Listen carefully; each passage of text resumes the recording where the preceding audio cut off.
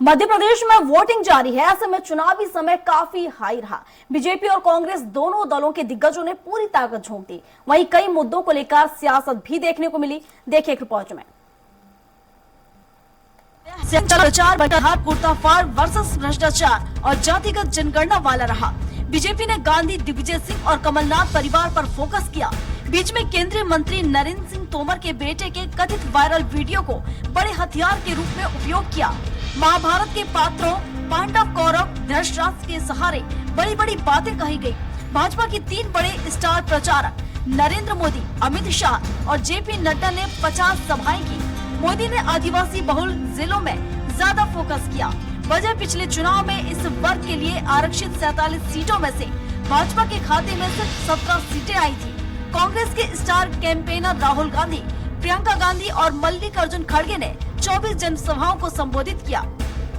प्रधानमंत्री नरेंद्र मोदी की सभा ग्राफिक्स के जरिए आपको समझाते हैं। कुल सभाएं 15, रोड शो 1, जिले 15, seat 71, SC 10, ST 12। Amit Shah की सभाएं कुल सभाएं 9, रोड शो 2, जिले 12, seat 71, SC 11, ST 9। JP Nadda की सभा कुल सभाएं 14, जिले 7, सीट 43, एससी 8, एसटी 2। मल्लिकार्जुन खड़गे कुल सभाएं 7, जिले 5, seat 20, SC 3, ST 2। Rahul Gandhi की सभा कुल सभाएं 9, रोड शो 2, जिले 9, seat 43, SC 6, ST 4। Priyanka Gandhi की सभाएं कुल सभाएं 10, रोड शो 1, जिले 9, सीट 50, एससी 5, एसटी 8। प्रधानमंत्री नरेंद्र मोदी ने दलित, आदिवासी और ओबीसी वर्ग को साधने की कोशिश की। पंच लाइन दी, एमपी के मन में मोदी, मोदी के मन में एमपी। इस दौरान वे राहुल गांधी पर हमलावर रहे, लेकिन उन्होंने किसी भी सभा में राहुल गांधी का नाम नहीं लिया। इशारों में मूर्खों के सरदार और महाज्ञानी तक कहा। मूर्खों के सरदार किस दुनिया में रहते हैं लोग? कांग्रेस के नेताओं को अपने देश की उपलब्धियां न देखने की मानसिक बीमारी हो गई है। शाह के भाषणों से लगा कि अगले आम चुनाव में बीजेपी का मुख्य एजेंडा अयोध्या में राम मंदिर निर्माण ही होने वाला है, जबकि नड्डा ने 15 महीने की कमलनाथ सरकार के कार्यकाल को टारगेट किया। अमित शाह अपनी सभाओं में मोदी सरकार की उपलब्धियां गिनाने के साथ ही कमलनाथ पर हमलावर रहे। शाह ने कहा, खतरनाक आतंकी संगठन पॉपुलर फ्रंट ऑफ इंडिया पर प्रतिबंध लगाकर मोदी जी ने देश में आतंकवाद के उभरने की सभी संभावनाओं को खत्म कर दिया है। वहीं कमलनाथ पर निशाना साधते हुए शाह ने आरोप लगाया कि कांग्रेस नेता करोड़ों रुपए के कई घोटाले से जुड़े हैं और वे मुख्यमंत्री बनने का सपना देख रहे हैं। वरिष्ठ नेता कमलनाथ और दिग्विजय सिंह एक दूसरे के कपड़े फाड़ने पर आमादा हैं। कमलनाथ का एक वीडियो प्रसारित हुआ था, जिसमें उन्होंने मध्य प्रदेश में चुनाव टिकट न दिए जाने से नाराज प्रदर्शनकारियों से कथित तौर पर जाओ और दिग्विजय सिंह के कपड़े फाड़ो कहा था। लोकसभा चुनाव में एमपी में इकलौती सीट छिंदवाड़ा थी, जिसे बीजेपी छीन नहीं पाई थी। विधानसभा चुनाव में छिंदवाड़ा और उनके नाथ बीजेपी के निशाने पर रहे। गृह मंत्री अमित शाह ने 28 अक्टूबर को चुनावी बिगुल यहीं से फूंका था। तब से चुनाव प्रचार के अंतिम दिन तक बीजेपी के स्टार प्रचारकों के निशाने पर कमलनाथ रहे। कांग्रेस के तीनों नेताओं ने भ्रष्टाचार के मुद्दे उठाकर भाजपा को घेरा।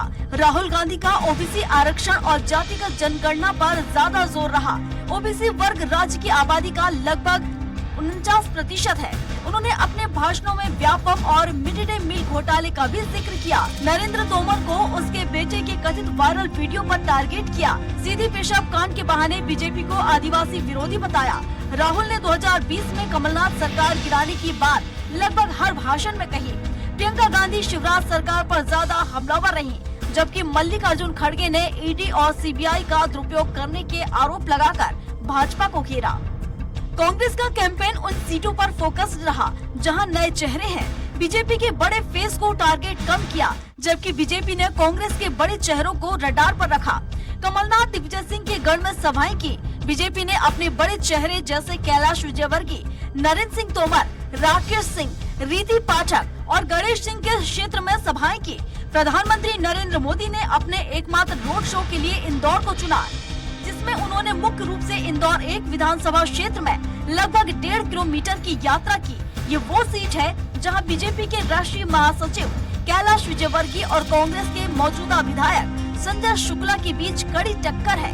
कांग्रेस की महासचिव प्रियंका गांधी ने भी यहाँ रोड शो किया। इसी तरह दूसरी हॉट सीट जबलपुर पश्चिम में राहुल गांधी ने रोड शो किया, तो 2 दिन बाद अमित शाह ने सभा और रोड शो किया। राहुल ने भोपाल में भी रोड शो किया।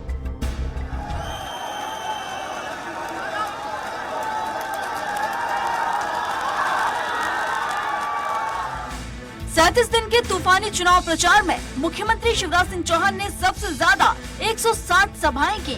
दूसरे नंबर पर कमलनाथ रहे, जिन्होंने 114 सभाओं को संबोधित किया। तीसरे नंबर पर केंद्रीय मंत्री ज्योतिरादित्य सिंधिया रहे, जिन्होंने 80 सभाएं की। भाजपा की तरफ से 3 सीएम यूपी के योगी आदित्यनाथ, असम के हिमंता बिस्वा शर्मा और गुजरात के भूपेंद्र पटेल चुनाव प्रचार में उतरे। महाराष्ट्र के deputy CM Devendra Fadnavis, UP के केशव प्रसाद मौर्य ने भी वोटरों को रिझाने का काम किया। प्रचार के लिए रक्षा मंत्री राजनाथ सिंह, केंद्रीय मंत्री नितिन गडकरी, स्मृति ईरानी, निर्मला सीतारमण और अनुराग ठाकुर भी आए। कांग्रेस की तरफ से पूर्व सीएम दिग्विजय सिंह, रणदीप सुरजेवाला भी मैदान में उतरे। बहरहाल दोनों ही दलों ने चुनाव प्रचार के दौरान पूरी ताकत झोंकने का काम किया है। वहीं हर एक ऐसे मुद्दों को हथियार बनाने का प्रयास किया गया जिसके चलते आम जनता के दिमाग पर असर पड़ सके। ऐसे में देखने वाली बात ये होगी कि जनता के सामने किए गए दावे, वादे और आरोप प्रत्यारोप में आखिर किसके दावों का असर होता है। जनता हाथ को मजबूत करती है या फिर कमल खिलाती है। Desk report, Salman Khan, Swaraj express.